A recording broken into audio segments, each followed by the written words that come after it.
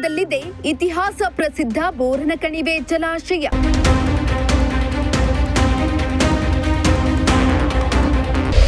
ಅಧಿಕಾರಿಗಳ ನಿರ್ಲಕ್ಷ್ಯದಿಂದಾಗಿ ಜಲಾಶಯದಲ್ಲಿ ನೀರು ಸೋರಿಕೆ.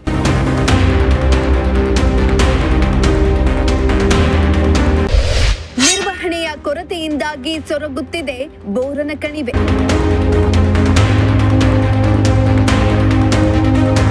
ಎಸ್ ವೀಕ್ಷಕರೇ, ಮೈಸೂರಿನ ಚಾಮರಾಜೇಂದ್ರ ಒಡೆಯರ್ ಅವರ ಸಮಯದಲ್ಲಿ 1888ರಲ್ಲಿ ನಿರ್ಮಿಸಲಾದ ಇತಿಹಾಸ ಪ್ರಸಿದ್ಧ ಚಿಕ್ಕನಾಯಕನಹಳ್ಳಿಯ ಬೋರನ ಕಣಿವೆ ಜಲಾಶಯ ಇಂದು ಅಧಿಕಾರಿಗಳ ನಿರ್ಲಕ್ಷ್ಯದಿಂದ ಅಪಾಯದಲ್ಲಿದೆ.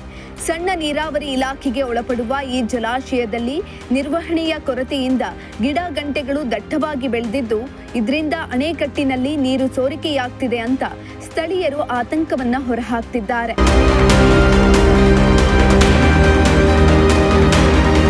ಹೌದು, ಸುವರ್ಣಮುಖಿ ನದಿಗೆ ಅಡ್ಡವಾಗಿ ನಿರ್ಮಿಸಲಾದ ಈ ಜಲಾಶಯವು ಈ ಭಾಗದ ನೀರಾವರಿ ಹಾಗೂ ಕೃಷಿಗೆ ಅತ್ಯಂತ ಉಪಯುಕ್ತವಾಗಿದೆ.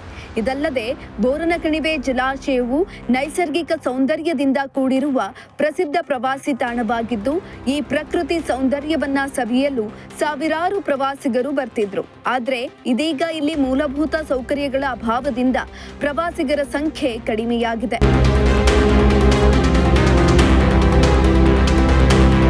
ಇನ್ನು ಈ ಜಲಾಶಯದಲ್ಲಿ ಶೌಚಾಲಯ, ಕುಡಿಯುವ ನೀರಿನ ವ್ಯವಸ್ಥೆ ಹಾಗೂ ಸರಿಯಾದ ರಸ್ತೆ ಇದ್ರೂ ಕೂಡ ನಿರ್ವಹಣೆ ಇಲ್ಲದ ಕಾರಣ ಗಿಡ ಗಂಟೆಗಳು ಬೆಳೆದು ಪ್ರವಾಸಿಗರಿಗೆ ಉಸಿರು ಕಟ್ಟುವ ವಾತಾವರಣ ನಿರ್ಮಾಣವಾಗಿದೆ. ಮೊದಲೆಲ್ಲ ಅಧಿಕಾರಿಗಳು ಜಲಾಶಯದಲ್ಲಿ ಗಿಡಗಳು ಬೆಳೆದ್ರೆ ಅವುಗಳನ್ನ ತಕ್ಷಣವೇ ತೆಗೆದುಹಾಕ್ತಿದ್ರು. ಈಗ ಗಿಡಗಳು ಬೆಳೆದು ಅದರ ಬೇರುಗಳು ಹಬ್ಬಿರೋದ್ರಿಂದ ಜಲಾಶಯದಲ್ಲಿ ನೀರು ಜಿನುಗುತ್ತಿದ್ದು ಹೀಗೆ ಮುಂದುವರೆದ್ರೆ ಜಲಾಶಯಕ್ಕೆ ತೊಂದರೆಯಾಗುತ್ತದೆ ಅಂತ ಸಾರ್ವಜನಿಕರು ಆರೋಪವನ್ನ ಮಾಡ್ತಿದ್ದಾರೆ.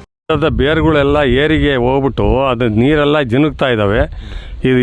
ಇದೇ ರೀತಿ ಆಗಿಬಿಟ್ರೆ ಜಲಾಶಯಕ್ಕೆ ತೊಂದರೆ ಆಗೋದಂತ ಗ್ಯಾರಂಟಿ.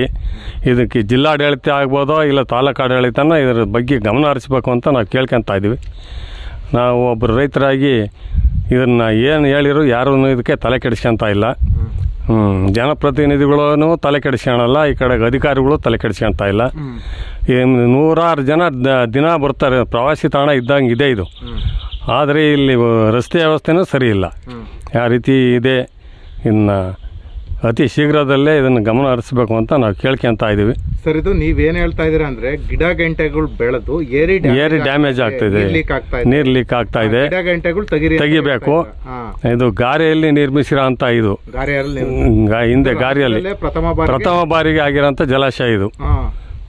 ಮತ್ತೆ ಯಾಕೆ ಈ ಅಧಿಕಾರಿಗಳು ನಿರ್ಲಕ್ಷ್ಯ ತೋರ್ತಾ ಇದ್ದಾರೆ ಇದ್ರ ಬಗ್ಗೆ? ಅದು ಏನಕ್ಕೆ ಅಂತ ಗೊತ್ತಿಲ್ಲ. ಸಣ್ಣ ನೀರಾವರಿ ಇಲಾಖೆಗೆ ಒಳಪಟ್ಟಿರೋದ್ರಿಂದಲೇ ಏನೋ ಇದ್ರ ಬಗ್ಗೆ ಗಮನನೇ ಹರಿಸ್ತಾ ಇಲ್ಲ. ಈಗ ಚಿಕ್ಕನಾಯಕನಹಳ್ಳಿ ತಾಲೂಕಲ್ಲಿ ಇದು ಒಂದು ಪ್ರವಾಸಿ ತಾಣ ಆಗಿ ಹೊರಹೊಮ್ಮಿದೆ. ನೂರಾರು ಜನ ದಿನ ಬರ್ತಾ ಇರ್ತಾರೆ ಇಲ್ಲಿ. ಇದು ಕಾಯಕಲ್ಪ ಮಾಡ್ತಾ ಇಲ್ಲ, ಯಾರು ಮಾಡ್ತಾ ಇಲ್ಲ ಇದಕ್ಕೆ. ಆಮೇಲೆ ಅದೇ ಈಗ ಗಿಡ ಗಂಟೆಗಳು ತೆಗೆದ್ರೆ ಇನ್ನೊಂದ್ ಸ್ವಲ್ಪ ದಿನ, ಇನ್ನೂ ಒಂದು 100 ವರ್ಷ ಬಾಳಿಕೆ ಬರುತ್ತೆ ಇದು. ಈ ಸಿಮೆಂಟ್ಗಿಂತ ಬಂದೋಬಸ್ತ್ ಇದೆ, ಇದು ಬಿಗಿ ಇದೆ, ಕಲ್ಲಿನ ಕಟ್ಟಡ. ಆದರೆ ಏನು ಇದಕ್ಕೆ ನಿರ್ಲಕ್ಷ್ಯಕ್ಕೆ ಒಳಗಾಗೈತೆ ಅಂತಲೇ ಗೊತ್ತಾಗ್ತಾ ಇಲ್ಲ. ಸರ್, ಇದು ಬೋರನ್ ಕಣಕ್ಕೆ ಬಂದಿದ್ದೀವಿ ಇವತ್ತು. ಹೌದು ಸರ್.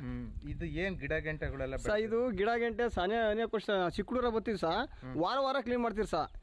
ವಾರ ಮಾಡಿದ್ರು. ಇಲ್ಲಿ ಬೈರದೇವ್ರು ಪೂಜಾರಿ ಇದ್ರು ಪಾಪ. ಅವರು ಒಂದು ವಾರನೂ ತಪ್ಪಿರೋ ಸಹ ಕಸ ಹೊಡೆಯರು ಸಹ. ಸುಮಾರು ವರ್ಷ ನಮ್ಗೆ ಅದೇ 46 ಆಯ್ತು ಸಹ ವಯಸ್ಸು. ಈ ಒಂದು ದಿವಸನೂ ಕಸ ಹೊಡಿತಿಲ್ಲ ಸಹ. ಅಷ್ಟು ಕ್ಲೀನಾಗಿ ಇಟ್ಕೊಂಡ್ರಿ ಸಹ ಪೂಜಾರು ಪಾಪ ತೀರ್ಕೊಂಡು ಹೋದ್ರು. ಅವತ್ತಿನಿಂದ ಗಿಡ ಏರಿ ಮೇಲೆ ಗಿಡ ಎಲ್ಲ ಬೆಳೆದ ಸಹ. ಅವು ಗಿಡ ಎಲ್ಲ ಬೇರೆ ಹೋಗ್ಬಿಟ್ಟು ಏರಿಯಲ್ಲಿ ಲೂಸ್ ಆಗಿ ಲೀಕೇಜ್ ಆಗ್ತದೆ ಸರ್. ಆಮೇಲೆ ರೇಗಲ್ಲಿ ಕಟ್ಟೆ ಫುಲ್ಲು ಗಿಡ ಬೆಳೆದ ಸರ್. ನಮ್ಮ ರೋಡ್ ತಕ ಸುತ್ತಲ ಸೀಮೆದಲ್ಲಿ ಗಿಡ ಬೆಳೆದ್ಬಿಟ್ಟ ಸರ್. ಹಂಗೆ ಜನ ಓಡಾಡಕ್ಕೆ ತೊಂದರೆ ಆಗ್ತದೆ ಸರ್. ಆದ್ರೆ ಇಲ್ಲೆಲ್ಲ ಕಸ ಪೇಪರ್ ಬಾಟ್ಲಿ ಮಸ್ತ ಬಿದ್ದ ಸರ್. ಅಧಿಕಾರಿ ಒಬ್ರು ಬಂದು ಇಲ್ಲಿ ಗಮನಿಸ್ತಿಲ್ಲ ಸರ್.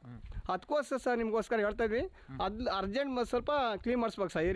ಏರಿ ಡ್ಯಾಮೇಜ್ ಗ್ಯಾರಂಟಿ ಸರ್. ಅದು ನೋಡ್ರಿ, ನೀವೇ ನೋಡ್ರಿ ಲೀಕೇಜ್ ಆಗ್ತಾ ಐತಿ. ಅದಕ್ಕೋಸ್ಕರ ಆದಷ್ಟು ಅಧಿಕಾರಿಗಳು ಬಂದು ಕ್ಲೀನ್ ಮಾಡಿಸ್ಬೇಕು ವಾರ ಸರ್. ಫುಲ್ ಗಿಡ ಸಹ ಬಹಳ ಕಸ ಬಿದ್ದೆ ಸರ್. ಕಸ ಹೊಡಿತಿಲ್ಲ ಸರ್, ಹಿಂಗಾಯ ಸರ್. ಇನ್ನು 2022ರ ಸೆಪ್ಟೆಂಬರ್ನಲ್ಲಿ ಸುಮಾರು 22 ವರ್ಷಗಳ ನಂತರ ಸಂಪೂರ್ಣವಾಗಿ ತುಂಬಿ ಕೋಡಿ ಬಿದ್ದಿತ್ತು. ಈಗ ಅಧಿಕಾರಿಗಳ ನಿರ್ಲಕ್ಷ್ಯದ ಕಾರಣದಿಂದ ಜಲಾಶಯ ಗಂಭೀರ ಸಮಸ್ಯೆಯನ್ನ ಎದುರಿಸುತ್ತಿದೆ. ಇನ್ನಾದರೂ ಸಂಬಂಧಪಟ್ಟ ಅಧಿಕಾರಿಗಳು ಸೂಕ್ತ ಕ್ರಮ ಕೈಗೊಳ್ಳಬೇಕಾಗಿದೆ. ಚೇತನ್ ಜಾನ್ಕಲ್, ಪ್ರಜಾಶಕ್ತಿ ಟಿವಿ, ಚಿಕ್ಕನಾಯಕನಹಳ್ಳಿ.